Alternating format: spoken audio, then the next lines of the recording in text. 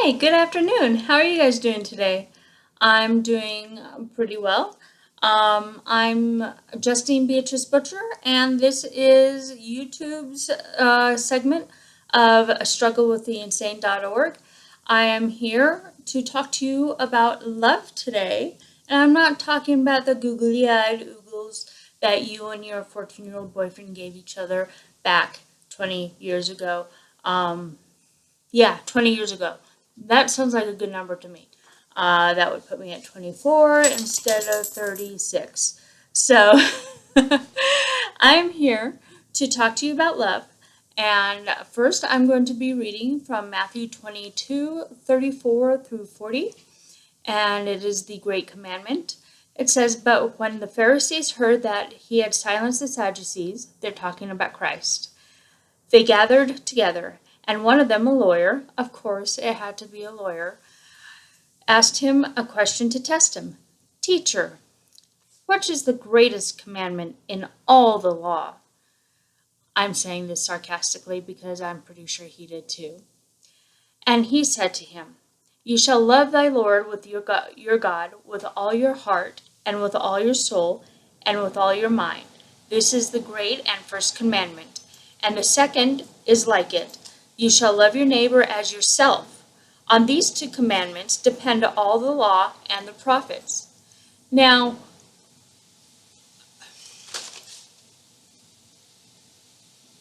can we forget we saw that? It's just too good to edit out.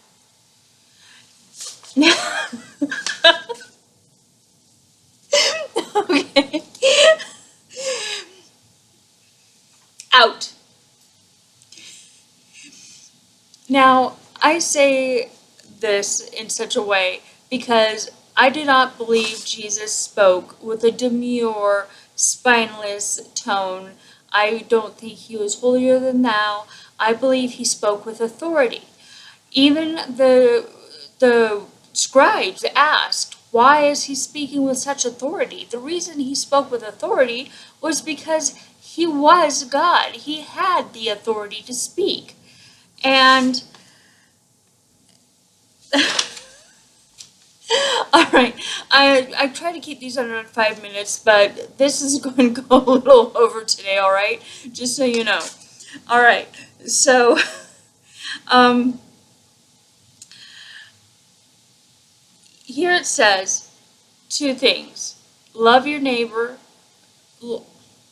Two things: love your God with all your heart, all your mind, and all your strength, and love your neighbor as yourself.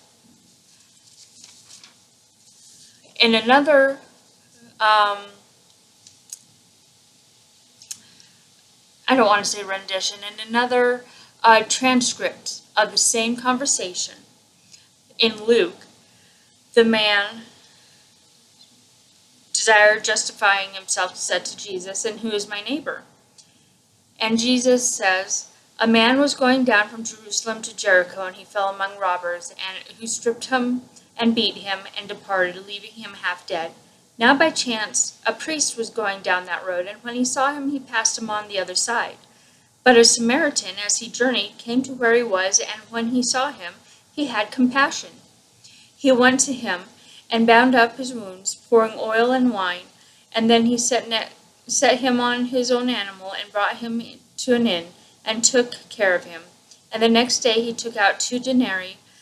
Denarii are roughly a day wage. So he basically gave the innkeeper $100 for taking care of this man, and gave them to the innkeeper, saying, 'Take care of him, and whatever more you need to spend, I will repay you when I come back.'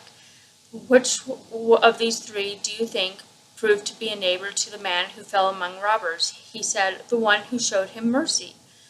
And Jesus said to him, "You go and do likewise." Ladies and gentlemen, I have a story to tell, and I'm not doing this to bring glory onto myself. I'm doing this as an example. Today, my husband and I were at the Family Dollar, and we were in front of this woman who had an infant in a stroller, and she was already rung up her purchases and shoved them under the stroller. And women, if you, men, if you have kids, you know that the little space under the stroller is not very big. And she was buying water. I'm assuming that she was buying water for the baby bottles. Um, and you could see the little baby feet going, and her card wouldn't work. It was the new ones with the chips in them that are supposed to be so much more efficient than the ones that we had, but for some reason just swiping it is faster. I'm off topic. Anyway, I took it upon myself to go ahead and pay for her water. And it's not because of any other reason than I love God, and God commands us to love our neighbor. And our neighbor is anybody that we can show mercy to, anybody that's standing next to us on the bus that needs a seat, our actual neighbor, people that need help across the street with bags, little old ladies. Anybody can be our neighbor. Any human is our neighbor. I love God more than anything in the world. I love God more than my husband. I love God more than my ministry. I love God more than my church. I love God more than my pastor. I love God more than my dog. And believe me, him and I go round and round on that one because he is in serious denial. But I want you to go out this week and show the love of God to a neighbor. It's not that hard. Be